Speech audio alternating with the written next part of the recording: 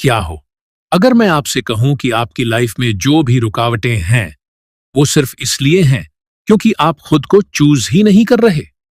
जरा सोचिए, कितनी बार आपने सिर्फ किसी को डिसअपॉइंट होने से बचाने के लिए यस कहा है। कितनी बार आपने अपनी खुद की नीड्स को इग्नोर किया है सिर्फ इसलिए कि बाकी लोग हैप्पी रहें। हार्ड ट्रूथ ये है, ज्यादातर लोग वो लाइफ जी रहे हैं जो दूसरों के लिए डिजाइन की गई है, न कि उनके खुद के लिए। लेकिन सोचिए, अगर आप ये सब चेंज कर सकते, अगर आप अपनी लाइफ की पूरी कंट्रोल खुद ले सकते और खुद को चुनना स्टार्ट कर सकते। यही सब चूजिंग मी बुक में कैली वीकर्स सिखाती है। लेकिन ये सिर्फ कोई नॉर्मल सेल्फ हेल्प गाइड नहीं है, ये एक वेकअप कॉल है, एक ब्लूप्रिंट जो आपको पीपल प्लीजिंग छोड़ने, बाउंड्रीज सेट करने और वो लाइफ बनाने में मदद करेगा जो सच में आपको हैप्पी करे। और इस वीडियो में मैं आपको इस बुक की पूरी ब्रेकडाउन देने वाला हूं। एंड तक जरूर देखना, क्योंकि जो आप अभी सीखने वाले हैं वो आपकी लाइफ बदल सकता है। Self awareness. समझिए कि आपको सच में क्या चाहिए। क्या आपने कभी खुद से पूछा है, क्या मैं वो लाइफ जी रहा हूं जो सच में चाहता हूं, या फिर बस वही कर रहा हूं जो सोसाइटी मुझसे एक्सपेक्ट करती है? ज्यादातर लोग इस पर ध्यान ही नहीं देते, लेकिन जैसे ही हम पैदा होते हैं हमें एक सिस्टम में फाइट करने के लिए प्रोग्राम कर दिया जाता है। अच्छे नंबर लाओ, एक रिस्पेक्टेबल जॉब पाओ, शादी करो, बच्चे संभालो, और यही असली हैप्पीनेस है। लेकिन क्या सच में ऐसा है? कैली वीकर्स इस पूरी सोच को चैलेंज करती है। वो एक सिंपल लेकिन लाइफ चेंजिंग सवाल पूछती है, आपको सच में क्या चाहिए? न आपके पेरेंट्स की एक्सपेक्टेशन, न आपके फ्रेंड्स की डिमांड, बस आप खुद क्या चाहते हैं। जरा सोचिए, अगर पैसे और सोसाइटी की राय कोई मायने न रखती तो आप इस वक्त क्या कर रहे होते? क्या आप अपने लिए फैसले ले रहे हैं या सिर्फ इसलिए कि दूसरे अप्रूव करें? क्या आप अंदर से सच में फुलफिल्ड महसूस करते हैं या सिर्फ एक कॉम्फोर्टेबल लाइफ जी रहे हैं जो असल में आपकी है ही नहीं? यहीं पर सेल्फ अवेयरनेस की जरूरत होती है। ये बात साफ साफ समझने की कि क्या चीज आपको एक्सरसाइज करती है, क्या चीज आपकी एनर्जी ड्रेन करती है, वो कौन सी लाइफ है जो आपको सच में जिंदा महसूस कराएगी। और ये सच है, ज्यादातर लोग खुद से ये सवाल कभी पूछते ही नहीं। वो बस ऑटो पायलट पर चलते रहते हैं, ऐसी गोल्स को चेस करते रहते हैं जो उन्होंने खुद सेट भी नहीं किए। लेकिन गुड न्यूज ये है, आप इस साइकिल से बाहर निकल सकते हैं। पहला स्टेप, बाहर के शोर को साइलेंस करो और अपनी खुद की आवाज सुनो। आपको परमिशन लेने की जरूरत नहीं, आपको सिर्फ हिम्मत जुटाने की जरूरत है खुद को चुनने की। और अब हम अगले स्टेप पर बढ़ते हैं, क्योंकि एक बार जब आपको समझ आ गया कि आपको सच में क्या चाहिए, अगली चुनौती है अपनी एनर्जी को उन चीजों से बचाना जो आपको गलत दिशा में खींच रही हैं। तो आइए अगले स्टेप पर चलते हैं, बाउंड्रीज सेट करना। सेटिंग बाउंड्रीज, अपनी एनर्जी को प्रोटेक्ट करना। चलो ऑनेस्टली बात करते हैं। नहीं कहना बहुत मुश्किल होता है, अंदर से अजीब लगता है। हम सोचने लगते हैं, अगर वो नाराज हो गए तो, अगर उन्हें लगा कि मैं सेल्फिश हूं तो। यही वजह है कि बहुत से लोग बाउंड्रीज सेट नहीं कर पाते। वो बार बार यस कहते रहते हैं जबकि उनका मन साफ मना कर रहा होता है। एक्स्ट्रा वर्क ले लेते हैं जबकि पहले से ही थके होते हैं।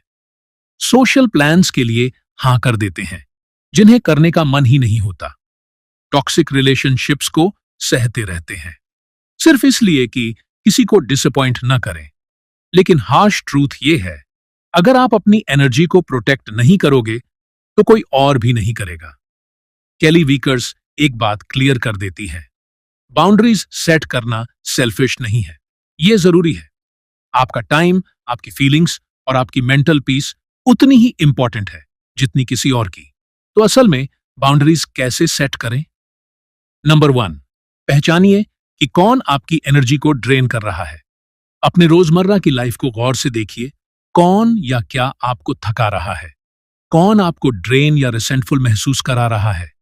वो दोस्त जो हमेशा अपनी प्रॉब्लम्स ही बताता है लेकिन आपकी कभी नहीं सुनता, वो बॉस जो एक्सपेक्ट करता है कि आप हर बार एक्स्ट्रा टाइम लगाए, लेकिन कभी अप्रिशिएट नहीं करता।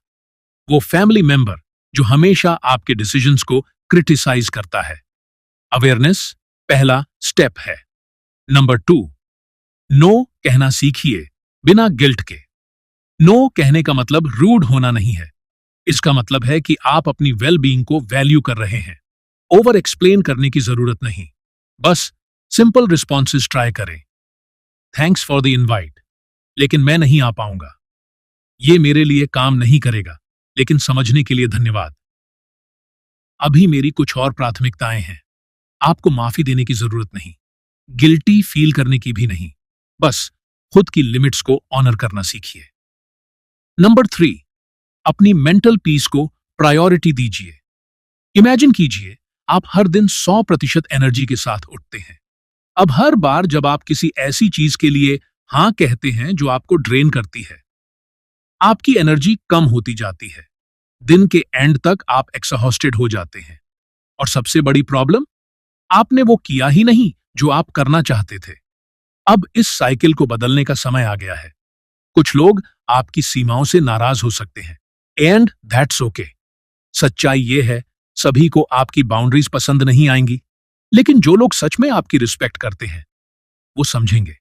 और जो नाराज हो जाए, खैर, इसका मतलब यही है कि वो आपकी नो बाउंड्रीज का फायदा उठा रहे थे। तो अब खुद से पूछिए, आपकी लाइफ का कंट्रोल किसके पास है? आपके पास या दूसरों के हाथों में? एक बार जब आप ये स्किल मास्टर कर लेंगे, आपकी लाइफ बदल जाएगी। आप हल्का महसूस करेंगे, फ्री महसूस करेंगे, और सबसे बड़ी बात, अपने डिसीजंस के कंट्रोल में होंगे। लेकिन अब भी एक चीज लोगों को खुद को चूज करने से रोकती है। फियर, जजमेंट का डर, फेलियर का डर, अकेले रह जाने का डर। और अगले पार्ट में हम यही सीखेंगे कि इस फियर को हमेशा के लिए कैसे छोड़ें।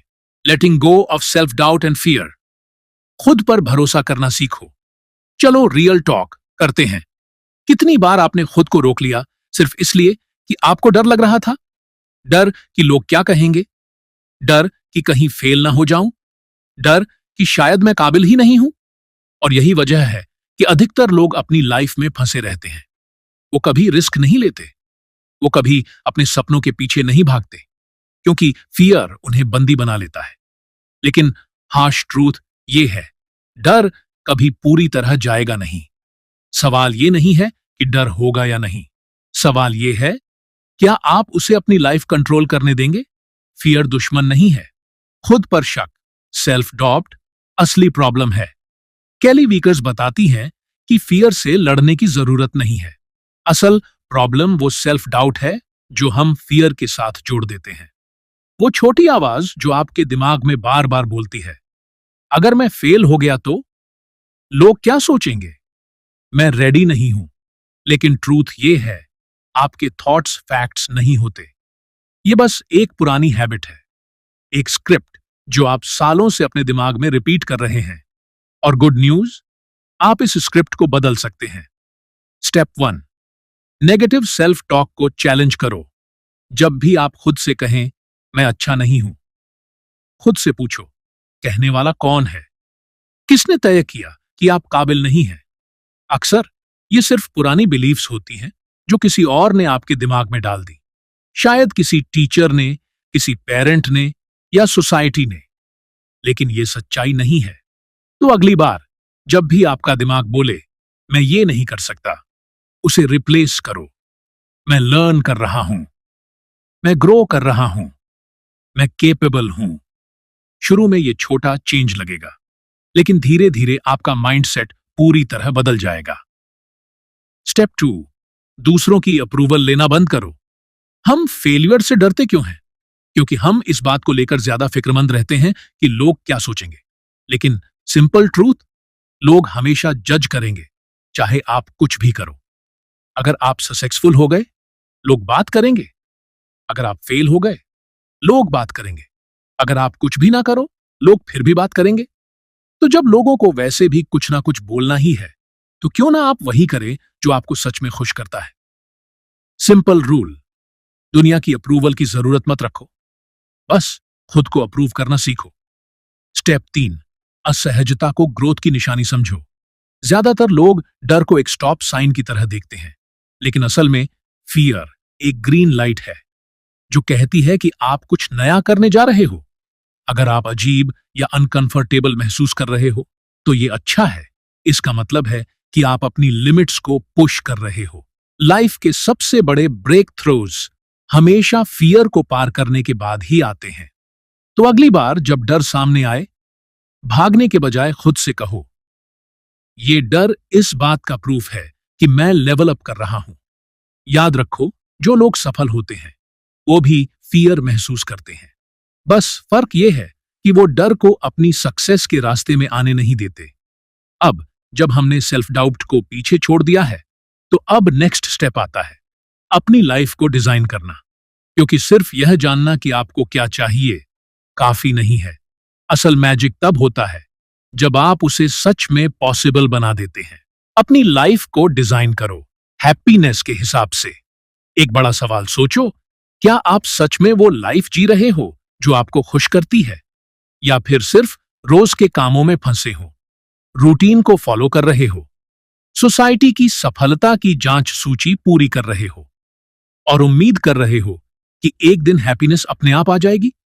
लेकिन ट्रूथ, हैप्पीनेस गलती से नहीं मिलती। उसे चूज करना पड़ता है, डिजाइन करना पड़ता है और अपनी पूरी लाइफ को उसके इर्द गिर्द बनाना पड़ता है। केली वीकर्स इसे कहते हैं इंटेंशनल लिविंग।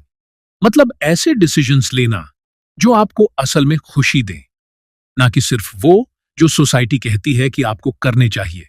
तो सवाल यह है, आप अपनी लाइफ को ऐसा कैसे डिजाइन कर सकते हैं जिससे हर सुबह उठकर आपको अच्छा महसूस हो।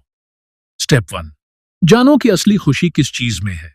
अधिकतर लोगों को लगता है कि उन्हें पता है कि उन्हें क्या चाहिए, लेकिन हकीकत में वो ऐसी चीजों के पीछे भाग रहे होते हैं जो उनके लिए बनी ही नहीं है। बड़ा घर, ज्यादा सैलरी वाली नौकरी, परफेक्ट रिलेशनशिप। सोसाइटी हमें बताती है कि ये चीजें हमें खुश करेंगी, लेकिन क्या आपने कभी खुद से पूछा, क्या मुझे सच में यही चाहिए? भीड़ की कॉपी मत करो। खुद से ये सवाल पूछो, क्या करने से मुझे सच में खुशी मिलती है? कौन से लोग, कौन सी जगहें और कौन से काम मेरी एनर्जी बढ़ाते हैं और कौन से मुझे ड्रेन करते हैं? अगर कोई मुझे जज ना कर रहा हो तो मैं अपनी लाइफ में क्या बदलाव करूंगा? क्योंकि सच्चाई ये है, अधिकतर लोग पूरी लाइफ सीढ़ी चढ़ते रहते हैं और फिर अंत में पता चलता है कि सीढ़ी गलत दीवार पर टिकी थी। स्टेप 2, जो चीजें ड्रेन कर रही हैं उन्हें हटाओ। अब जब आपको पता चल गया कि असली खुशी कहां है, तो अगला स्टेप और भी मुश्किल है। उन चीजों को हटो जो आपकी लाइफ से एनर्जी खींच रही है। टॉक्सिक रिलेशनशिप से दूर हो जाओ। जो जॉब आपको हर दिन दर्द देती है उसे छोड़ने के बारे में सोचो। जो हैबिट्स आपको आगे बढ़ने नहीं दे रही उन्हें बदलो। और हां, ये आसान नहीं होगा, लेकिन ऐसी चीजों को पकड़कर रखना जो आपको खुश नहीं करती, वो और भी ज्यादा मुश्किल है। अगर कोई चीज आपकी लाइफ में वैल्यू नहीं एडीडी कर रही, तो आप उसे पकड़कर क्यों बैठे हो? स्टेप 3, अपना एनवायरनमेंट बदलो जो आपको सपोर्ट करे। आपका पर्यावरण आपकी जिंदगी को सीधे प्रभावित करता है। आपकी आदतें, दिनचर्या और आसपास के लोग, यही सब मिलकर आपकी असली लाइफ बनाते हैं। तो अगर आपको अपने जीवन में बदलाव चाहिए, तो सबसे पहले अपना माहौल बदलो। ऐसे लोगों के साथ रहो जो आपको इंस्पायर करते हैं। अपनी डेली रूटीन में वो चीजें शामिल करो जो तुम्हें सच में पसंद है। ऐसा फिजिकल और मेंटल स्पेस बनाओ जो स्ट्रेस देने की जगह पीस दे। फाइनल सीक्रेट, हैप्पीनेस कोई डेस्टिनेशन नहीं है। हैप्पीनेस एक डेली डिसीजन है। आपको एक दिन मैजिकली परफेक्ट लाइफ नहीं मिलेगी। आपको उसे धीरे धीरे बिल्ड करना होगा, हर दिन, हर छोटे छोटे फैसले से। जब आप दूसरों की एक्सपेक्टेशंस छोड़कर खुद की खुशी चूज करने लगते हो, तब लाइफ ज्यादा हल्की लगती है, ज्यादा एक्साइटिंग लगती है, ज्यादा आपकी अपनी लगती है। अब तक हमने इस किताब की सबसे पावरफुल बातें कवर कर ली हैं, लेकिन अब बारी है सब कुछ कनेक्ट करने की, फाइनल थॉट्स के साथ। क्योंकि इन चीजों को जान लेना एक बात है, पर इन्हें यूएसई करना ही असली ट्रांसफॉर्मेशन है। पॉइंट नंबर 5, खुद को चुनो, अपने लिए हां कहने की कला। एक सवाल जो आपको हिला सकता है, क्या आप अपनी जिंदगी के मुख्य पात्र हो या बस किसी और की कहानी में एक साइड कैरेक्टर बने हुए हो? क्योंकि सच्चाई यह है, ज्यादातर लोग सिर्फ इंतजार करते रहते हैं। अप्रूवल का इंतजार, सही समय का इंतजार, जिंदगी के खुद बदलने का इंतजार। लेकिन ट्रूथ, कोई आपको बचाने नहीं आ रहा, कोई आपको आपकी ड्रीम लाइफ जीने की इजाजत नहीं देगा। आपको खुद को चुनना होगा। और यही है चूजिंग मी की सबसे बड़ी सीख। खुश रहने के लिए आपको किसी को सफाई देने की जरूरत नहीं है। आपको अपनी शर्तों पर जीने के लिए किसी से परमिशन नहीं चाहिए। स्टेप 1, खुद को प्राथमिकता दो, बिना गिल्ट के। सोचो, आप दूसरों को खुश रखने के लिए कितना कुछ करते हो। अपने परिवार, दोस्तों, बॉस, यहां तक कि अनजान लोगों के लिए भी। लेकिन क्या हो अगर आप वही एनर्जी खुद में इन्वेस्ट करो? खुद को चुनने का मतलब है अपनी जरूरतों को सबसे पहले रखना, बजाय इसके कि हर वक्त दूसरों की प्रॉब्लम्स सॉल्व करते रहो।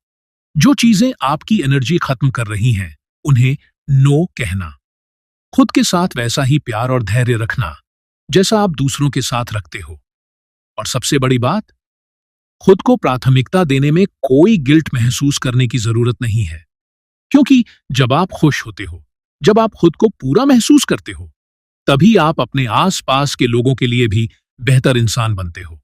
स्टेप 2, इंतजार करना बंद करो।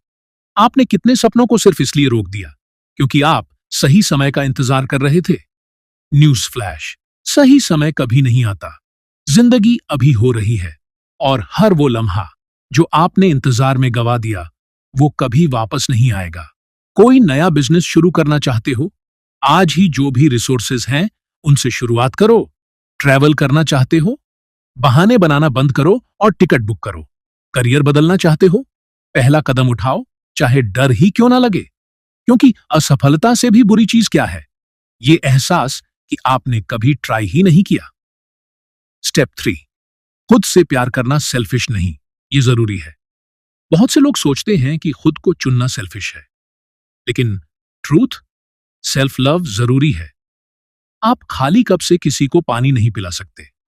अगर आप खुद को पूरी तरह थका दोगे, तो दूसरों के लिए भी कुछ नहीं बचेगा। अपनी शांति की रक्षा करो, अपनी जरूरतों को नजरअंदाज मत करो। खुद को वो रिस्पेक्ट दो जो तुम दूसरों से एक्सपेक्ट करते हो। एक बार जब आप खुद को वर्दी मानना शुरू कर दोगे, सब कुछ बदल जाएगा।